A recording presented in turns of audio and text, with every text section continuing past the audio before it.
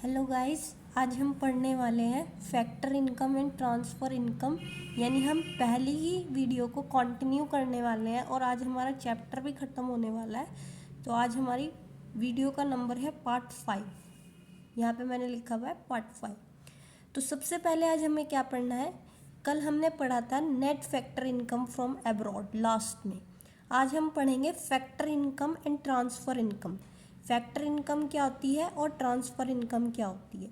Factor income is the income received by the factors of production for rendering factor services in the process of production. कहने का मतलब ये है कि factor income वो income होती है जो भी हम जब भी कहीं पे भी सर्विस प्रोवाइड करते हैं प्रोडक्शन के प्रोसेस में, या फिर अगर हम कहीं भी हॉस्पिटल में सर्विस प्रोवाइड कर रहे हैं as a nurse, as a doctor, as a assistant और एज अ पेशेंट, तो जो भी सर्विस हमें मिल रही है तो वो क्या होगी, हमारी फैक्टर इनकम। यानी जो फैक्टर इनकम होता है एक बायलेटरल पेमेंट होता है, बायलेटरल मोड ऑफ पेमेंट।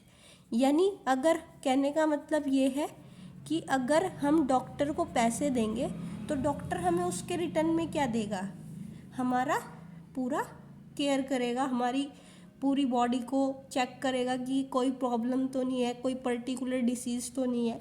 तो फैक्टर इनकम कौन सी इनकम होती है, जिसमें हम कुछ सर्विस रिसीव करते हैं और क्या देते हैं, उसके रिटर्न में हम अपनी इनकम देते हैं। जैसे broadly factor income is classified into 4 categories. अगर मैं अपनी पर्टिकुलर एक पर्सन के बारे में बात करूं, वो एक प्रोडक्शन प्रोसेस में लगा हुआ है, तो वेजेस उसे मिलेंगी। वेजेस किसे मिलेंगी, वर्कर को। रेंट किसे मिलेगा, रेंट किसे मिलेगा, जो ओनर होगा, ओनर ऑफ द लैंड। यानी उसने अपनी ज़मीन दे दी और उसके बदले में उसे क्या मिल रहा है, उसके बदले में उसे रेंट मिल रहा है। और अगर इंटरेस्ट की बात करूं, इंटरेस्ट किसे मिलेगा, कैपिटल देने वाले को, यानी कैपिटल का जो ओनर होगा, ठीक है। और जो प्रॉफिट किसे मिलेगा, एंटरप्रेन्योर को। एंटरप्रेन्योर मतलब जिसने अपना पैसा इन्वेस्ट किया था और उसके बाद उसे उससे प्रॉफिट हुआ। यानी आप इजीली समझ जाओ फैक्टर इनकम में क्या होता है कि दो चीज़ों का लेन देन होता है। कि अगर हम फैक्टर में अगर अपनी सर्विस प्रोवाइड करवा रहे हैं तो उसके अगेंस्ट में हमें इनकम मिलेगी, यानी हमें बायलेटरल मोड ऑफ पेमेंट होगा। यानी अगर हम सर्विस प्रोवाइड कर रहे हैं तो हमें उसके अगेंस्ट में इनकम मिलेगी।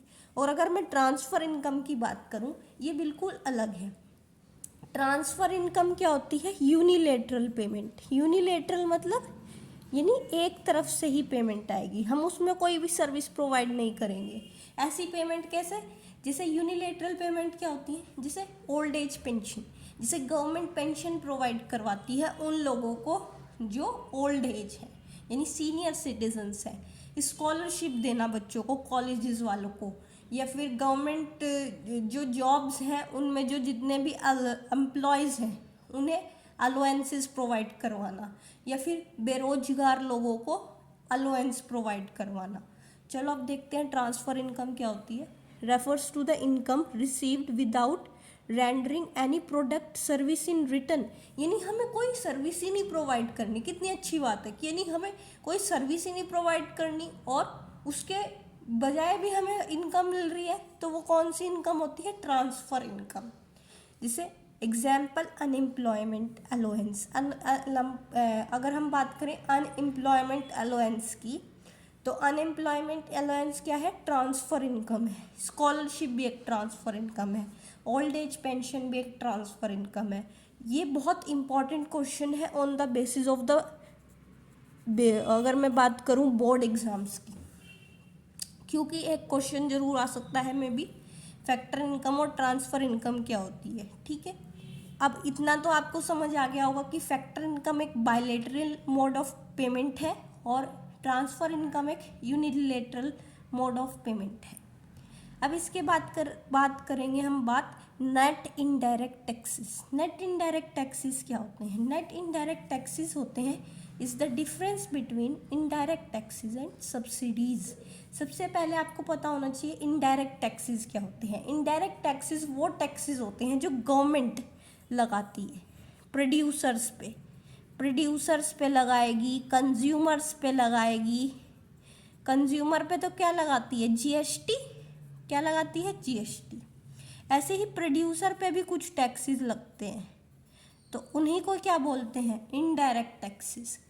और अगर सब्सिडीज़ की बात करूं, सब्सिडीज़ होते हैं इंसेंटिव मतलब कि कुछ अच्छी चीज़ प्रोवाइड करवा देना। जैसे पुअर पीपल है, गरीब लोग हैं, उन्हें क्या कर दिए, चूल्हे प्रोवाइड करवा दिए उज्ज्वला योजना में, है ना, गैस सब्सिडीज़ प्रोवाइड करवा दी, तो इन्हीं को ही सब्सिडीज़ बोलते हैं। यानी ये क्या होता है कि इनमें क्या होता है, सब्सिडीज़ में जो अमीर लोग होते हैं उनसे उनका पैसा टैक्स की फॉर्म में लिया जाता है, इनकम टैक्स की फॉर्म में, और गरीब लोगों को वो इंसेंटिव प्रोवाइड कराए जाते हैं, तो उन्हीं को ही हम सब्सिडी बोलते हैं।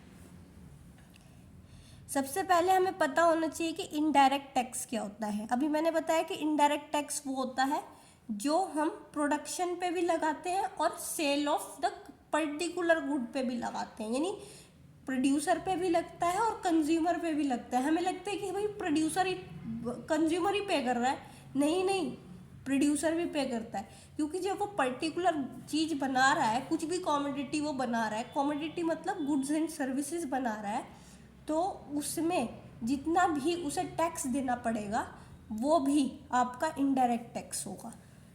Taxes which are imposed by the government on the production and sale of commodities are called indirect taxes। यानी सेल भी अगर हो रही है तो उस पर भी टैक्स लगेगा, यानी जीएसटी, जिसे हम डायरेक्टली बोलते हैं GST.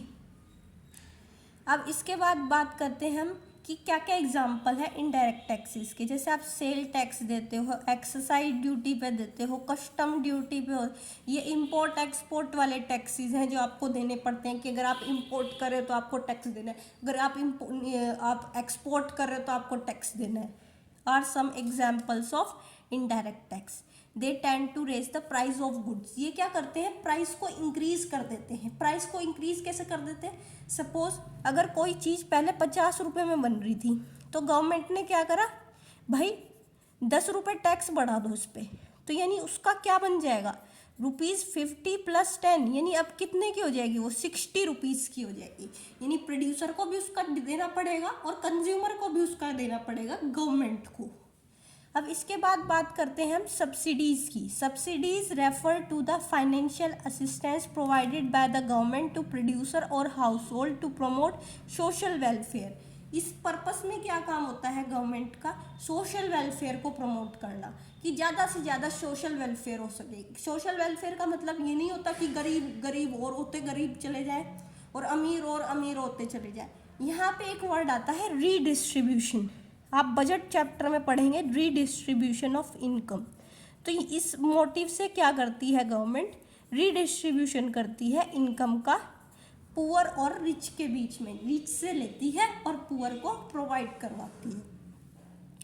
They are opposite to indirect taxes. ये अगेंस्ट है, ये बिल्कुल अगेंस्ट है इनडायरेक्ट टैक्सेस के। क्यों अगेंस्ट है इनडायरेक्ट टैक्सेस के, क्योंकि अगर जब ज़्यादा से ज़्यादा सब्सिडी दी जाएगी तो हर एक प्रोड्यूसर और हर एक कंज्यूमर ईजिली अपनी चीज़ों को खरीद लेगा और बेच देगा, ठीक है।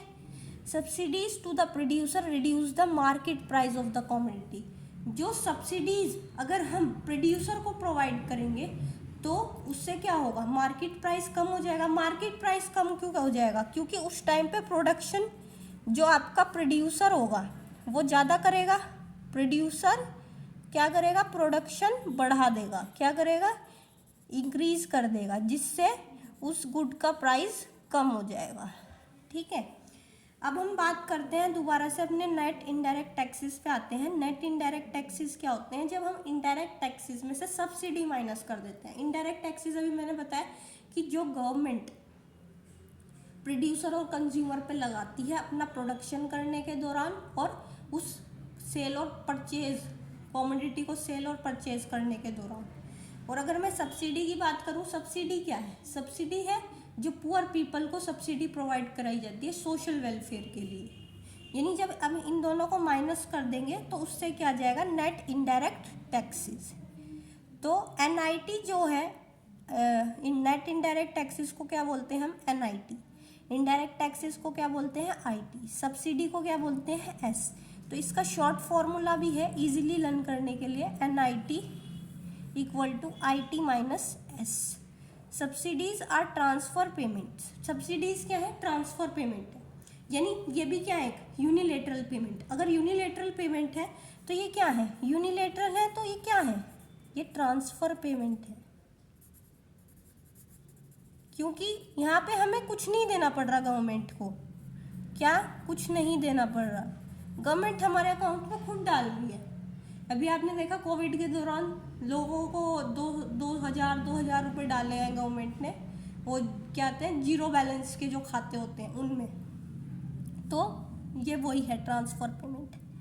They are not are return for the provision of current services. इसमें हमें कोई प्रोविजन नहीं है कि हमें कोई करंट सर्विसेज प्रोवाइड करवानी है, इसमें हम कुछ भी नहीं हमें करना, बस कितना आसान कि अपना अकाउंट दे दो और हमारे पैसे आ जाएंगे।